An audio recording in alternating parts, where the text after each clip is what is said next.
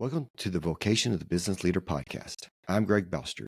Here, we explore how Catholic leaders let Christ and the teachings of the church he founded guide their work, integrating faith and business. Each episode offers inspiring stories to help you live an undivided life. Let's meet our guest, Ed Cutler, CEO of Alpha Phlebotomy Group. Welcome, Ed. Hey, thank you. Hey, Ed, will you tell us a little bit about yourself? Sure, you bet. Well, where do I begin? A little bit of history. I guess I'm a father. My wife and I have been married for 31 years, and we have 5 sons and a daughter. And now we have 8 grandchildren and 2 more coming in the next, one due at the end of this month and one due in July. So awesome. That's congratulations. That's awesome. Yeah, thank you. So go ahead. And also I've been a lifelong entrepreneur, and I've basically had my own business my entire career. Yeah. So tell us about your childhood and your early faith journey. I want to hear about Cutler's Curbs. Ooh. Okay. So I'll start a little bit before that, maybe. I come from a long history of entrepreneurs.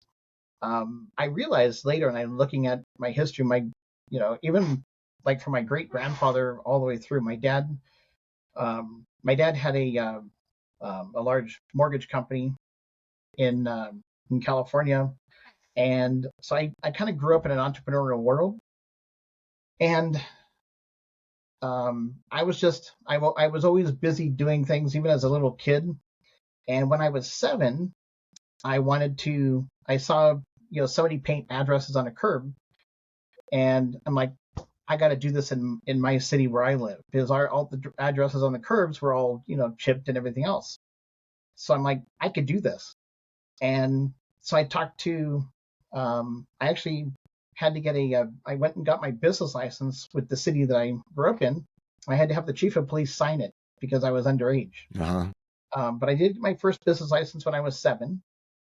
My dad was my first investor.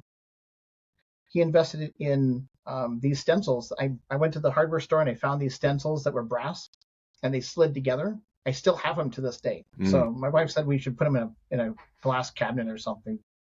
It was fun. And I got the special paint, and I started painting curbs. The city where I lived even referred people to me.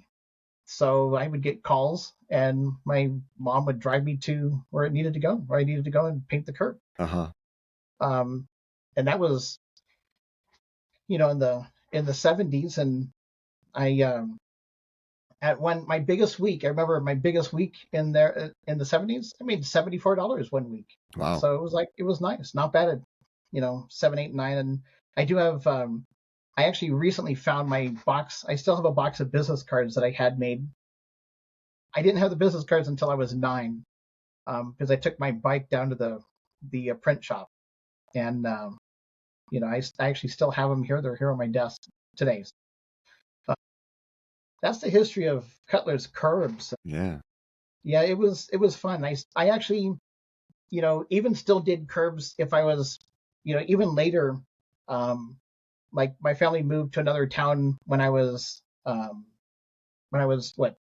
14, and it was like I was a little bit tight. I wanted a burger, so I went out and painted a few curbs. I just went I just knocked on a few doors, painted a few curbs, and it's like, now I can buy myself a burger and do what I wanted to. Exactly. It's just like, if I needed cash flow, I just went out and made it. And so yeah, that's a small little portion of my whole story, I guess, growing up. Yeah.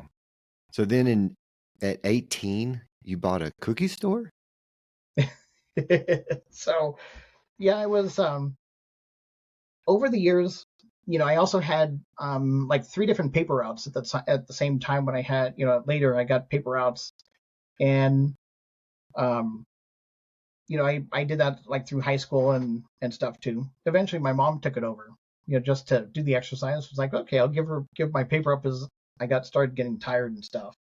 But at 18, after I graduated high school, I was going to school. I was planning on doing my pre-med, and so I was in school, but I needed some more cash to, I didn't want to do student loans and stuff, so I went through the route and paid for it.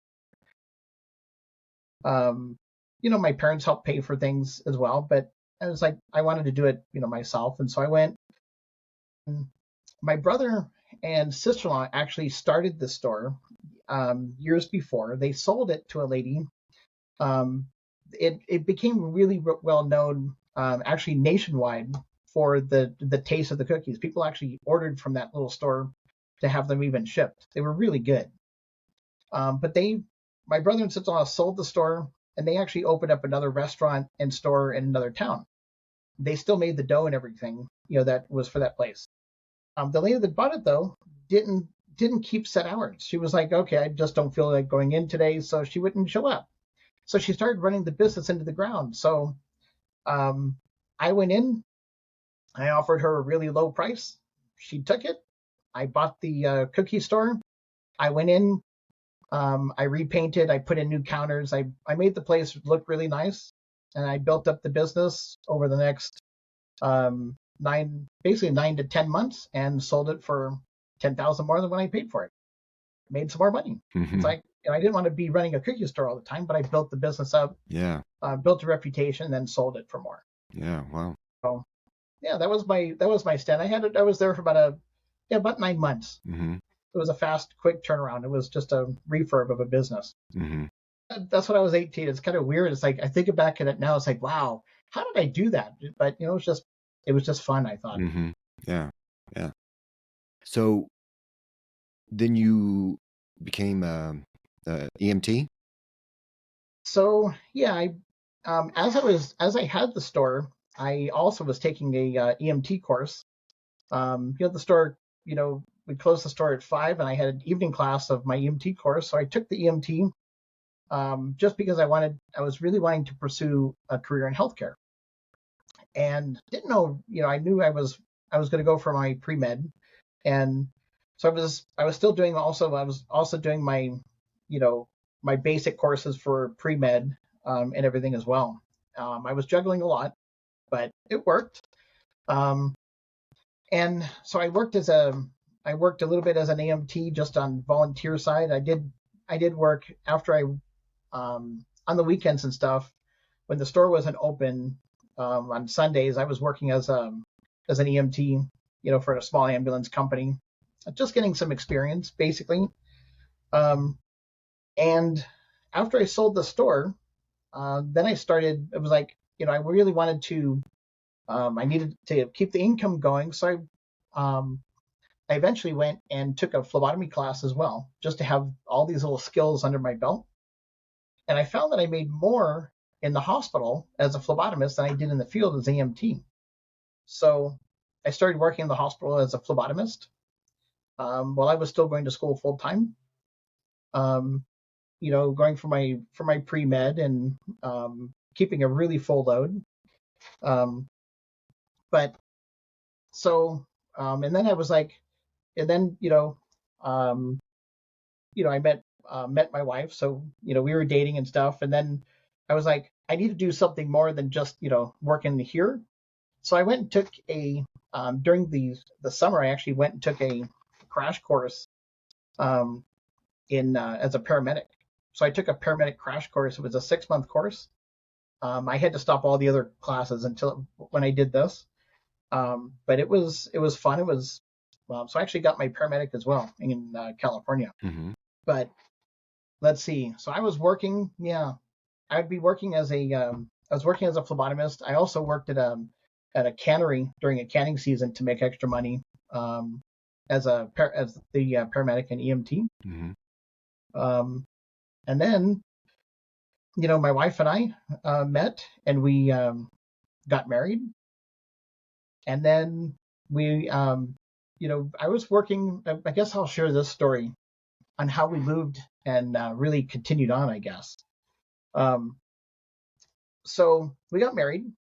We were in California, and this one weekend, my in-laws were heading to Oregon, and they said, "Would you like to join us for? We're going on vacation for the weekend." It's like, yeah, we'll go. We were free. We were both free at the time. Uh, and in California, my wife was basically like an entrepreneur as well. She started a daycare. So after we got married, she started daycare, and she actually made more than I did working at the hospital. She made more than I did doing daycare in our house. But we went on vacation to Oregon, and just for fun, it was like, I'll check out and see if they have any phlebotomy positions open. It was a really beautiful area where we went on vacation. Mm-hmm. And so I called the hospital, and the lab manager said, "Yeah, we do. We're looking for a phlebotomist. Come on in for an interview." I'm like, "But I'm on vacation." He's like, "Don't worry about it." So I didn't have clothes for an interview and stuff. So I go in with a thermal fax. Remember the old thermal fax, Yeah, right? With yeah, the yeah. curled up paper. So it was a really wrinkled up, curled up thermal fax resume, and and jeans and a t-shirt. And I go to this interview. But before the interview, my wife and I, we went to breakfast. Oh, and I need to mention this too. My wife was also pregnant with our first child at the time. So we said a prayer at breakfast, and I said, "Okay, Lord, here it is. If they hire me on the spot, well, no, it's not time for us to move. But if if they hire me on the spot, well, no, it's time for us to move. Mm-hmm. But if they give me the job, if I get the job, but they have to call me back, well, no, it's not time for us to move." So I'm like, I was like, this is a cinch. We're not moving to Oregon because, most big hospitals aren't going to hire you on the spot. Right, right. So I go to this interview, and he says, "So when would you like to start?" And I'm like, let me get back to you. I need to talk to my wife about this one. Um, I went back to the hotel and told my wife. She goes, she's like, I was like, "Don't worry, we don't have to do it." It's like, but what do we do? We said this prayer. We Mm-hmm. told this. And I said, "Well, let's just test it out and see what God has. I mean, if it works out." Literally everything worked out like seamless clockwork. And within 2 weeks, we were in Oregon. Wow. I gave my notice at the hospital where I worked. We were in a 1-year lease on our home, and we called the property management company. They said, "Oh, we have a family who would love your place," Mm. and they let us out. I mean, it was just like everything worked out the way God worked it. It was just seamless. Yeah.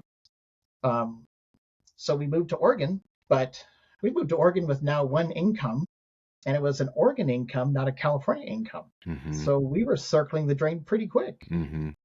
On cash flow, it's like, okay, we were blowing through our savings fast. And so as I was working at the hospital, I would get calls at the hospital from people looking for a phlebotomy class.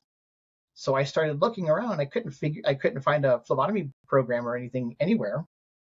And so I was like, we got to do something. So I sat down on a weekend and I wrote a 40-hour phlebotomy class. I took a risk, and I put a 4-line ad in the classifieds, and I got over 200 calls off of it. Wow. And the hospital where I worked let me use their classroom for free in the basement. And I started my first phlebotomy program, started teaching phlebotomy, and got ourselves out of debt again. It was like, okay, now our savings is staying, Mm-hmm. And that went on for quite a while. We actually grew that quite a bit, but that's kind of a longer story. That was probably longer than this. We grew that, and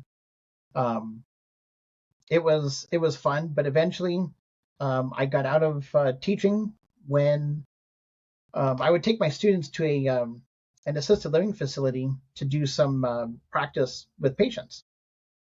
And when we were practicing, when they were doing that, it was managed by a pretty large laboratory, and they called me this one day and said, "By the way, we have this company who'd like an on-site health fair. Can you guys do that?" And I'm like, "Sure." This was basically before on-site health fairs were really heard of for an employer. Back in that was in like 1996. Mm-hmm. And so I'm like, "Sure, we could do that."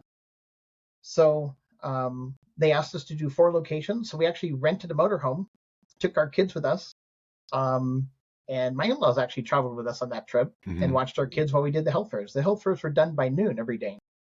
And so we did these 4 locations and then, came back. I billed them for it, never thought anything of it. And like a month later, the company calls me, the company health benefits office said, we do a rating system of all of our companies. You guys scored the highest of all of our companies. Would you like to do more next year? It's like, yeah, we could do more. Mm-hmm. This was kind of like before, internet was really big or anything. And so I didn't know who the company was. I'm like, sure, I'll go to the meetings. I went to the meetings the following year, and they handed me a spreadsheet of over 80 locations, about 28,000 employees. Wow. It's like, okay, we could do this. Mm-hmm. When I went through that, I brought it home, talked to my wife about it, and we mapped it out across the country. It had to be done between basically June 1st and August 31st for their open enrollment, all of the patients. Wow. So we mapped it out across the country, and we drove the country. We bought a motorhome, and we took our kids with us again. Mm-hmm. And we took my wife's sister at the time was a teenager, so she traveled with us the first couple of years. But we did this. We traveled the country June through August every year, doing health fairs for companies, because in those 3 months I made more than I did all year working at the hospital. Wow. And so I went to my supervisor though that first year, and I said, I'm giving you my notice. And she goes, you can't quit. I'm like, why not?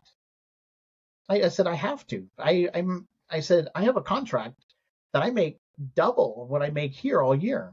And she goes, I'll give you a 4-month leave of absence. Okay, sure, let's do that. Mm-hmm. Mm-hmm. So I took a 4-month leave of absence every year, actually for like 3 years, doing health fairs. So we traveled the country. We had a blast. We had a lot of fun. Our family, our kids still remember it, Mm-hmm. traveling across the country. We would basically travel from the Washington-Canada border. And we actually went over into Canada a few times just to stay there and just to go to Vancouver and for Mm-hmm. fun. But we'd go from basically the Washington-Canada border all the way past Chicago and back. And we zigzagged the whole country. Wow.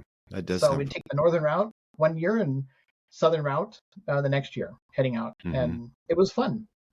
A lot of memories, but and then when we came back, when I came back from those long trips, I would go back to work at the hospital, and I would work the morning shift. So I worked the units, I would work the 3 to 11:30 in the morning, come home by 11:30, and I'd come home about noon, take like a 30-minute power nap, and then get up and go to my garage and go to my little desk in the garage and start calling clients, my past clients that I worked with on the health fairs. I would call them and say, you guys do drug and alcohol testing too, right? Yes, we do. So how about if I come on site and do your whole plant on site? That way you don't have to send them off site. Mm-hmm. And it saves them money, saves them time, no downtime on because these were manufacturing plants. So there's no downtime on the lines. Mm-hmm. And they're like, oh, that would be perfect. So I started scheduling drug and alcohol testing in their facilities. And I would do like a state at a time. So I would do like, parts of Texas, and I would just fly out. I would fly out, and go to all of those facilities over maybe a week's time, make an extra, $5,000 that month, fly home. That's how I supplemented my income throughout the rest of the year while I still worked at the hospital. I would take a few days off and go do that. Mm-hmm. But that quickly started out to outgrow us. Mm-hmm. Because the demand started getting to be more. Mm-hmm. And I finally left the hospital when I came out. I was working I went to just strictly part-time and on call. And, on call, I was almost working more hours working on call. I'm like, I can't do this. Mm-hmm. I'm only here to just cover some health benefits and stuff. Mm-hmm. And I worked a small 4-hour shift one day, and I came out, looked at my phone, checked the voicemail, and I had missed, a $5,000 contract. I'm like, this is costing me more now to be not working 100% for myself. Mm-hmm. So we prayed about it. Said a St. Joseph novena, and I gave my notice. That was at the hospital. I gave my notice in 2000. That was I remember December of '04 when I gave that notice. Mm-hmm. And that's the last time I did any, small work at an employer. Mm-hmm. Because, I've always been an entrepreneur, but I've always sought for the next thing. And Mm-hmm. I don't know. It's been a fun ride now. Mm-hmm. Yeah. Sounds very interesting. So then you went full time doing that. So then when did you start spreading out and hiring employees and contracting out? You bet. So after I left the hospital, I was still doing a lot of the traveling. I was missing my family a lot because I would be, hopping on a flight and going to these different places. I can't say that I have to say this too though. It was fun at times because this company had 6 corporate jets, and they would call me sometimes and say, we need somebody in Texas on this day. I was like, I don't know if I can get a flight that fast. Don't worry, we already have a seat scheduled for you on the flight. It's like, okay. Make it from Oregon to. I remember calling my wife from the tarmac in Texas, and she's like, "Where are you?" I'm like, "I'm already at my rental car." She goes, "It was under 3 hours, Mm-hmm. from Oregon to Texas," and it was really nice. Yeah. But we started to. Our kids were getting older, and traveling every summer was getting rough. So I started contracting out to certain areas of the country. And then I would contract with phlebotomists to work with me. Instead of me doing all the blood draws, Mm-hmm. basically I would do all the blood draws. My wife did the height, weights, and blood pressures. When we were on site, it was go. It was like fast push. I had to get through 100 people pretty quickly. But when I started contracting out to these phlebotomists, they would meet me, so I would get to meet them and get to know them in person. And it just started to really build a really strong network. I started building this really strong network, not even really meaning to, but when I got to know them, and then it was like the following year, hey, by the way, do you know anybody who could work with you? Because now you're going to run this event this year. Right. And that's how we really started that in the beginning. But, then we had some issues where it's like, I would get a call from a general manager at one of these places. It was like, they did what? I'm like, how did this happen? And so we had to put some KPIs and some pieces into place, really some onboarding guidelines Mm-hmm. to know that what I expected for patient care carried out across the board. And I actually talked with the CEO of the company that had us do all of their health fairs around the country.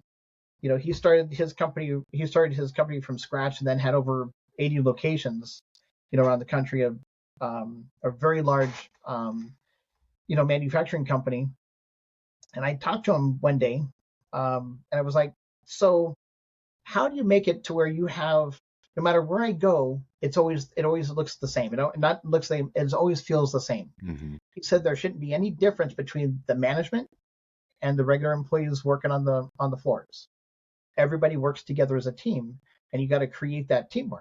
And so that's what I really tried to take to heart, because growing this, I was like, I was winging it all along, right? Mm-hmm. I was just like growing this from grassroots and scratch, and so we really put in some really strong, strict onboarding process.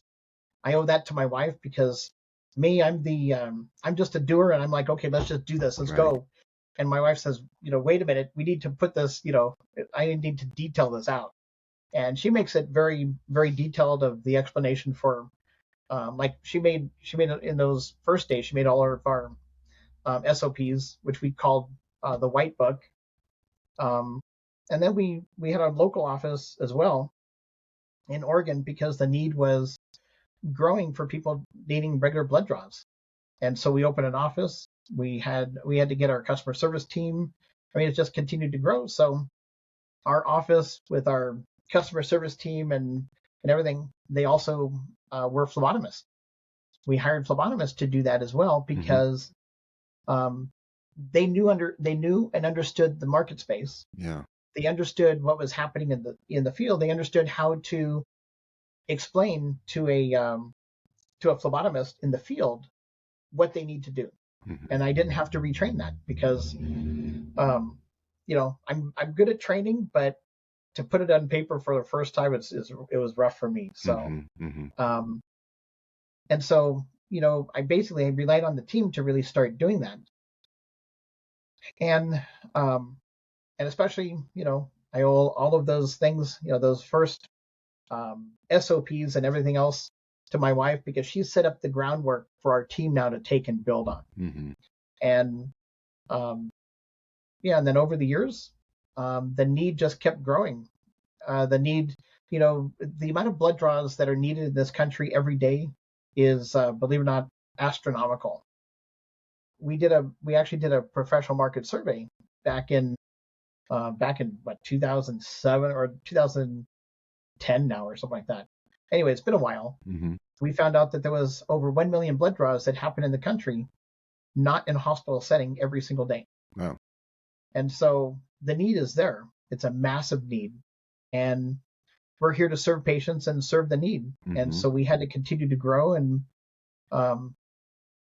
bring on more phlebotomists following our vetting process. And I could say today we are super blessed because all of our phlebotomists that are in our system and in our network now have the same dedication, and that's for patients first. Mm-hmm. Our dedication to serve patients exceptionally. And we use the philosophy of Colossians 3:23.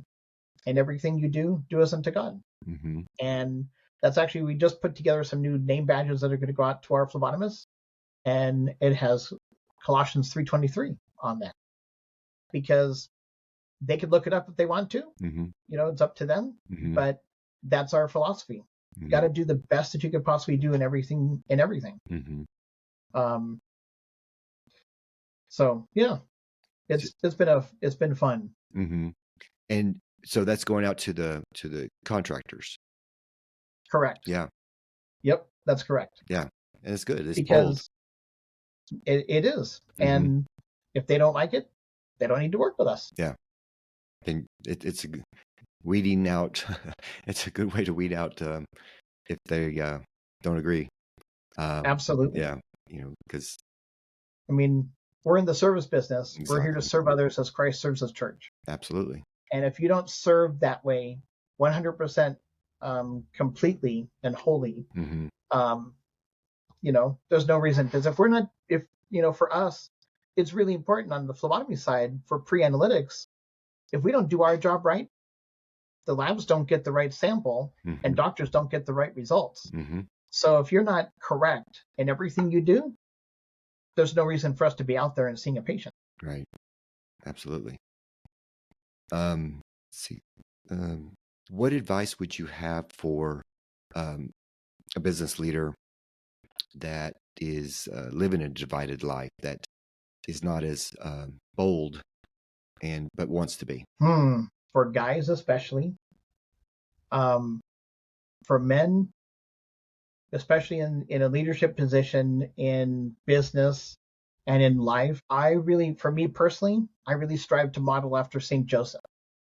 Think of St. Joseph, who God chose to be the foster father of Jesus. What an amazing person he must have been to be, what an amazing person to be chosen by God to be the foster father of his son.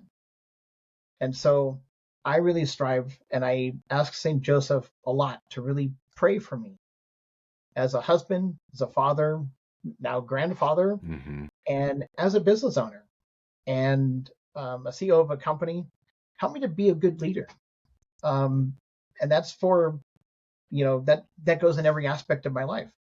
Because in business, it's you can't be one way in business and you can't be another way at home. You got to be the same way all the way across the board. You got to live life. You got to live your truth, and you got to live, what you truly believe. And it doesn't have to be always, bold and in your face. but it's got to be by example. People got to know, and if they look at you and they know that you live by what you truly believe. And when I talk to our phlebotomists around the country, they know by my talking that I we have they know by my talking that I really rely on my faith and our Lord for direction every day. And I just say yesterday I was talking to a phlebotomist, and she actually told me, she said, this is why I really love talking with you. If you call me for something, I really love talking to you because you express your belief in God through your everything that you do and what you talk. I was like, wow, thank you. I didn't even realize I did some of that. Mm-hmm. I was like, thank you. Mm-hmm. But it's true. And by talking and stuff, there was something basically that was going on in her life, and I said, we'll make sure we keep you in our prayers. Mm-hmm. And that's where she thanked me on that. It's those little things. Yeah. You have to, I don't know, for me, I talk a lot, so I could be very outspoken. Maybe I share too much with people, but it's my faith, it's my passion. Mm-hmm. It's our faith. Mm-hmm. It's what I love. Yeah. Yeah. And people that they watch you, more is caught than taught. Just like your kids, your employees are also watching you and seeing if you're genuine. Absolutely. And then when they see Definitely. that you are, then that's loyalty. And yep. Yeah. And I don't know. You have to do it too as a father. I have to say I'm very proud of my kids. We have 5 sons and a daughter. Our sons are older. We had a 12-year gap between our youngest son and our daughter. So all of our sons are grown and married and everything. So it's I'm very proud of them because they're living their faith. And I always did it this way. It's like, if I can, if we show my wife and I, if we show our kids to lead their children to Christ in the Eucharist, then we did our job. And I'm very proud of them because they all are. They are all living their faith, and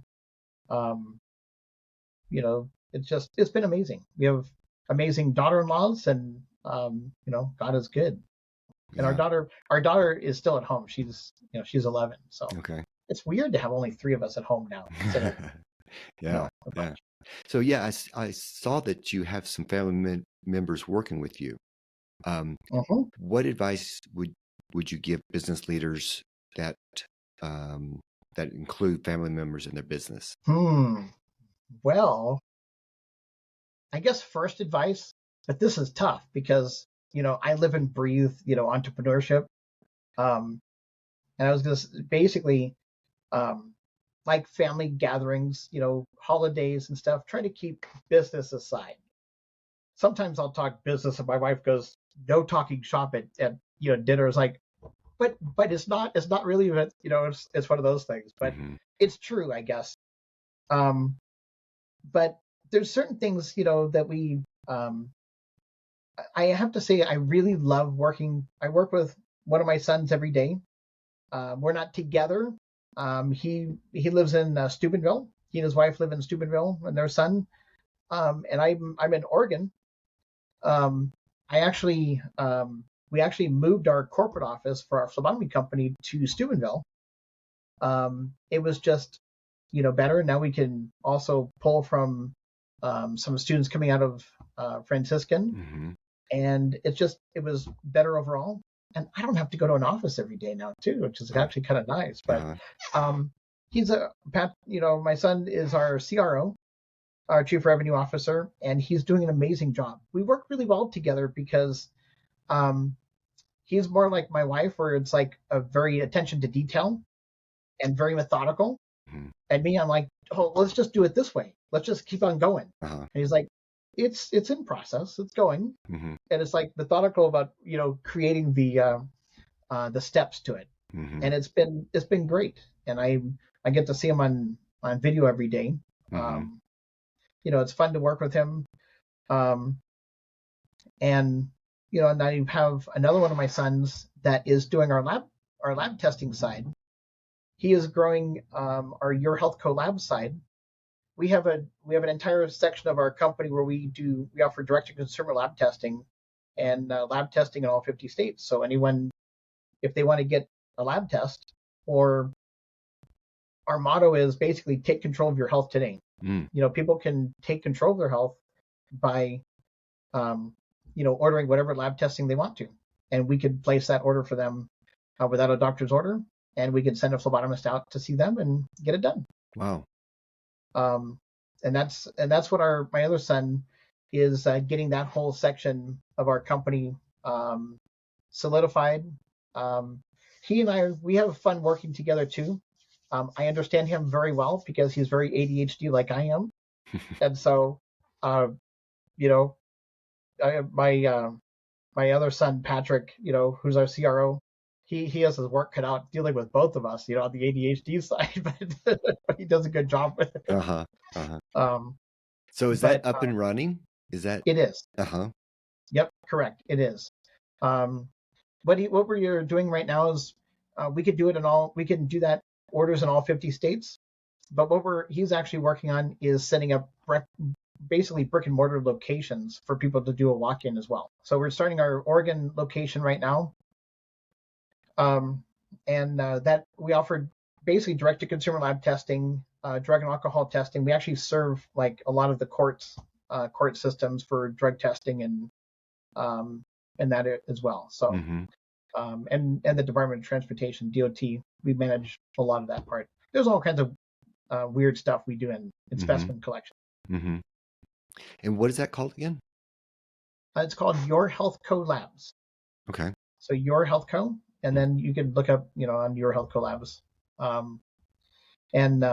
Yeah, you could always place an order anytime. Yeah, I'll put that in the show notes.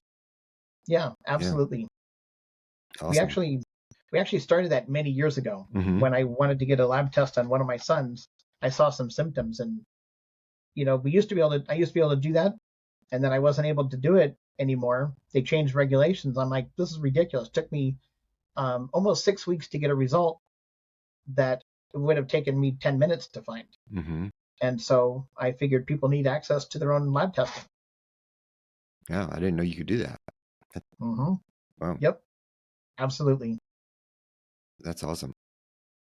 So tell us about Your Health Pro. So Your Health Pro. So in the phlebotomy world, as we were growing, we've grown it to about 8,000 phlebotomists around the country.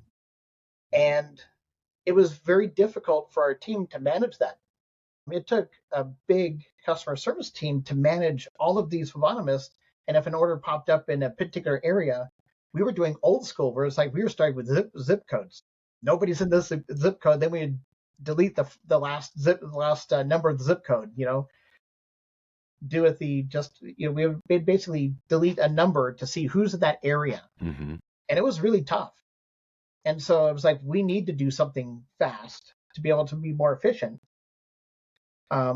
We created an app. We actually we worked with a company, and we started having them build out certain things. And we basically created an app called Your Health Pro. We were going to build it under the phlebotomy side, but then we decided, I was like, I don't want to be limited. If we're going to take all of this money and spend a lot of money on building software, we don't want to be limited to just phlebotomy. This healthcare sector needs a change. Mm-hmm. We need change. People need more access, easy access to healthcare, whether it be a physician, nurse practitioner, physical therapist, anything, even a massage therapist, no matter what, even podiatrist, or somebody to, pedicures, that type of thing for, diabetic feet and stuff. Any of these things, people need better access to it. And that starts with also blood work and lab testing. So we created this app called Your Health Pro. It, in essence, is like we called it in the beginning like Uber for phlebotomy, but then we added an entire marketplace to it, which is almost like DoorDash, basically, or the Uber Eats type of it, right? Mm-hmm. But so now there's a marketplace where healthcare professionals can log in, create their own storefront, create their own profile, whatever services they offer, they can put that in there. And now patients can actually go look for whatever services they're looking for, find the provider in our software, place the order with them, and schedule. And then it will automatically, when the provider goes out to see them, it's going to send them a little notification. If they have the app on, if they have an app that they use, it's both app-based or web-based. So if they use the app directly, it'll send them a push notification of when the phlebotomist is en route. If they ordered it on web-based, because we wanted it both web and app-based, because some of the older people, some people don't use apps all the time. Mm-hmm. So if they did it from their computer, they could still place the order from their computer. Yeah. And if the order comes in, it'll send a text message to their phone when the phlebotomist is en route, or phlebotomist or healthcare provider for that matter, the health pro or professional is en route, and they have a link on there to track and know an exact ETA. Oh, so what we did is we closed the communication gap, and we essentially built a business management system for mobile health providers. And so we're perfecting it under the phlebotomy side. So we're perfecting it under Alpha Phlebotomy Group and the phlebotomist. But in the app stores, it is called Your Health Pro. And yeah, they can, basically we're just launching a lot of it because we are still perfecting a lot of things. Mm-hmm. But we're launching it on the phlebotomy side. So if anybody ever wanted a phlebotomist nationally, they can actually go into our app or onto the website and order a phlebotomist anytime.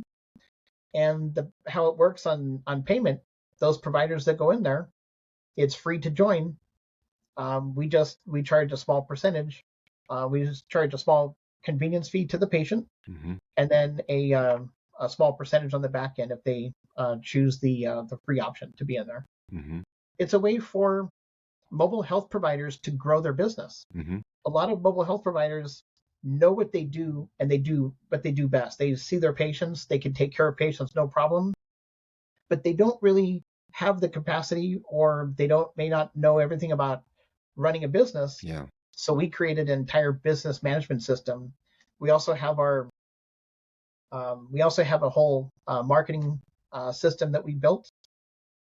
Same thing with the customer service. If they wanted to outsource their customer service, our customer service team can answer phones, schedule their appointments, all of that for them as well. Yeah, that's exciting. Yeah, it's ultimately to serve others. And ultimately, we looked at, when we were really creating this, we were like, how do we serve more patients better? And that's by serving our providers. If we serve them, how many more millions of patients could we serve together, and letting God's glory shine through the work that we do? Absolutely. Well, that's great. So I will put in the show notes links to all those websites that we talked about. You bet.